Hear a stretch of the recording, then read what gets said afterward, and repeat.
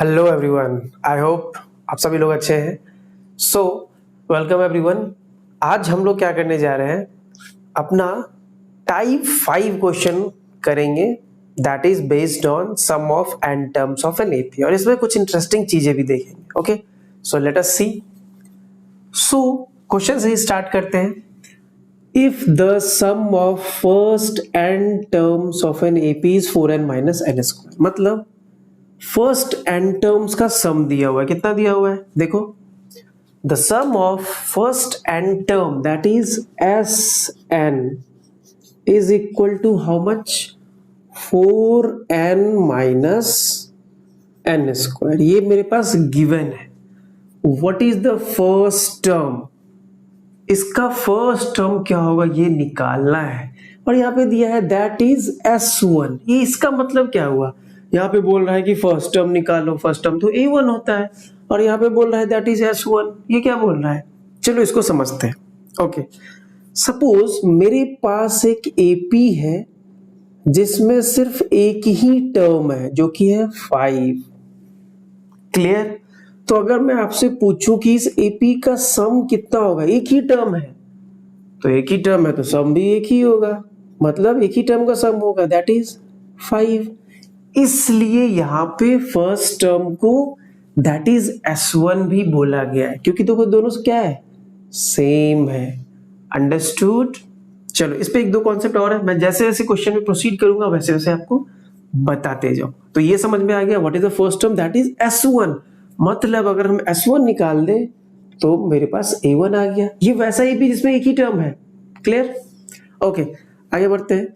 सो यहाँ पे S1 निकाल देंगे और वही मेरा क्या हो जाएगा, first term that is A1 हो जाएगा। Clear? Okay, so 4 multiply by n की जगह क्या लिखेंगे 1, सो 1 माइनस एन स्क्वायर मतलब 1 स्क्वायर। नाउ 4 1 जा 4 माइनस 1 स्क्वायर इज 1। तो मेरा फर्स्ट S1 का वैल्यू कितना आ गया 3, and this is our answer. First part, this part is done. आगे बढ़ते हैं।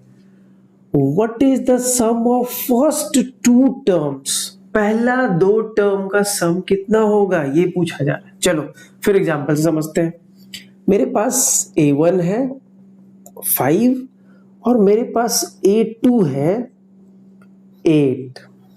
ठीक है, तो अब अगर यहां पे पूछा जाए कि what is the sum of this AP, तो इसका सम कितना होगा, वेरी इजी। यहाँ पे तो दो ही टर्म है तो sum of two terms that is A1 plus A2 या A2 plus A1 that is 8 plus 5। तो कितना हो गया 13। मतलब अगर मुझे सम ऑफ फर्स्ट टू टर्म निकालना है, सम ऑफ फर्स्ट टू टर्म, तो हम क्या निकाल देंगे, S2 निकाल देंगे, दैट्स इट। चलो S2 निकाल देते हैं। सो S2 का मतलब ये हुआ कि ये जो मेरा जनरल टर्म दिया हुआ है, जनरल फॉर्म, इसमें n की जगह 2 पुट कर देंगे। सो 4 मल्टीप्लाई बाई 2 माइनस 2 स्क्वायर, सो 4 2 जा 8, 2 स्क्वायर इज 4, दैट इज 4। तो 4 मेरा आंसर हो गया, दैट्स इट। क्लियर? ओके, आगे बढ़ते हैं। अब क्या बोल रहा है, similarly find the third, the 10th and the nth term. अब मुझे थर्ड टर्म निकालना है। थर्ड टर्म मतलब A3 निकालना है। तो यहाँ पे थर्ड टर्म और S3 they are not same. क्यों सेम नहीं है, क्योंकि इसमें एक ही टर्म था, तो एक ही टर्म है तो सम तो S1 ही होगा, बट यहाँ पे 3 टर्म है। सो A3 का यहाँ पे कुछ और फॉर्मूला होगा। फिर से देखते हैं, इधर आ जाओ, फिर से देखते हैं। ओके, तो मेरे पास एक AP है जिसमें दो टर्म है, A1 है 5, A2 है 8। ठीक है, अब मुझे क्या निकालना है, A3 निकालना है। A3, तो A3 निकालने के लिए मुझे क्या क्या करना पड़ेगा ये देखते हैं। ठीक है, तो सपोज यहां से समझते हैं, समझो। यहां से सपोज मेरे पास A1 गिवन है 5, A2 गिवन है 8। अगर मैं आपसे पूछूं S1 कितना होगा, तो आप बोलोगे S1 विल बी 5। अगर मैं आपसे पूछूं S2 कितना होगा, तो S2 अभी जस्ट हमने निकाला था A2 plus A1 that is 8 plus 5 था आया था दैट इज इक्वल टू 13 आया था। क्लियर? तो मेरे पास A1 है 5, A2 है 8, S1 है 5, S2 है 13। अब मैं आपको ये ना दूं, इसको याद रखना वैसे, लेकिन अब मैं ये आपको ना दूं और मैं आपसे पूछूं फाइंड A2, S1 दे दूं आपको, S2 दे दूं and I will say you find A2। तो इसका एक बहुत इजी फॉर्मूला है। A2 फाइंड करने के लिए जो सम है A2 S2 उसका सम हो गया, माइनस कर देंगे एक पीछे दैट इज S1 और S2 कितना था देखो 13 माइनस S1 कितना है 5, 13 माइनस 5 दैट इज A2। तो ये 8 आ गया, देखो सेम आ रहा है क्या, आ रहा है क्या? So yes this is the formula. So इसी तरह हम लोग A3 यहाँ पे निकालेंगे, तो A3 क्या हो जाएगा S3 minus S2 understood. S2 तो मेरे पास है बट S3 नहीं है, तो पहले मुझे S3 निकालना पड़ेगा। सो S3 will be how much, देखो n की जगह 3 पुट कर देंगे, सो 4 इंटू 3 माइनस 3 स्क्वायर, सो 4 3 जा 12 माइनस 9, तो S3 कितना आ गया 3। ठीक है, अब पुट कर देते हैं, सो 3 माइनस 4, तो 3 माइनस 4 कितना हो गया -1 is our A3, this is our answer. Clear? तो ये एक फॉर्मूला छोटा सा आप याद कर लो, अगर मुझे कोई भी टर्म निकालना है सम के मदद से, तो A2 अगर निकालना है तो उसी का सम माइनस एक सम कम। क्लियर? चलो अब क्या निकालना है, द 10th टर्म। तो 10th टर्म के लिए मुझे क्या क्या चाहिए, देखो A10 के लिए मुझे S10 चाहिए और एक कम दैट इज S9 चाहिए। क्लियर? चलो S10 पहले निकाल लेते हैं, so will find here S10, उसके बाद S9 और फिर उसके बाद पुट कर देंगे। सो S10 विल बी, देखो कैसे निकालेंगे, 4n माइनस एन स्क्वायर, मतलब 4 इंटू 10 माइनस एन स्क्वायर मतलब 10 का स्क्वायर, सो 4 10 जा 40 minus 10 square will be 100, so 40 minus 100 will be कितना आया -60। चलो S9 निकाल लेते हैं, सो S9 4 इंटू एन की जगह 10 की जगह 9 माइनस 9 स्क्वायर, सो 4 9 जा 36 माइनस 9 स्क्वायर इज 81। ठीक है, ये कितना हो गया -45, पुट कर देंगे यहाँ पे। सो S10 how much -60 minus S9 -45,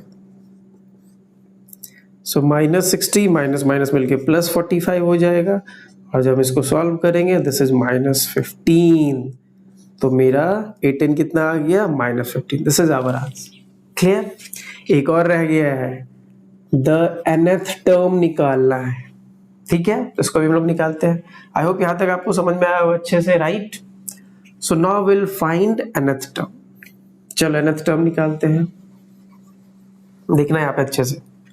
सो अगर मुझे okay, so now will find the next part that is nth term. तो nth टर्म फाइंड करने के लिए क्या करना पड़ेगा, Sn माइनस एक कम दैट इज n माइनस, अगर इसको सब्ट्रैक्ट कर देंगे विल फाइंड an। ठीक है, चलो तो Sn तो मुझे दिया ही हुआ है, क्या दिया हुआ है Sn, the value of Sn is 4n minus n square, तो इसको हम लिख देते हैं 4n minus n square minus s of n minus 1, ये तो नहीं दिया, ये मुझे फाइंड करना पड़ेगा।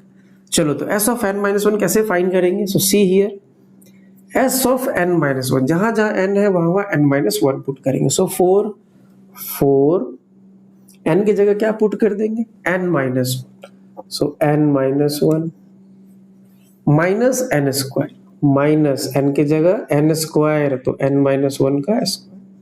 अब इसको सॉल्व कर देंगे, विल फाइंड नहीं है, दैट्स इट। चलो सॉल्व करते हैं, so this is 4n minus n square minus bracket 4n, n 4 1 जा, ठीक है, इसको ब्रेक करते हैं, इसको ब्रेक करेंगे a माइनस बी के होल स्क्वायर, तो a square plus b square minus 2 into a into b, break कर दिया।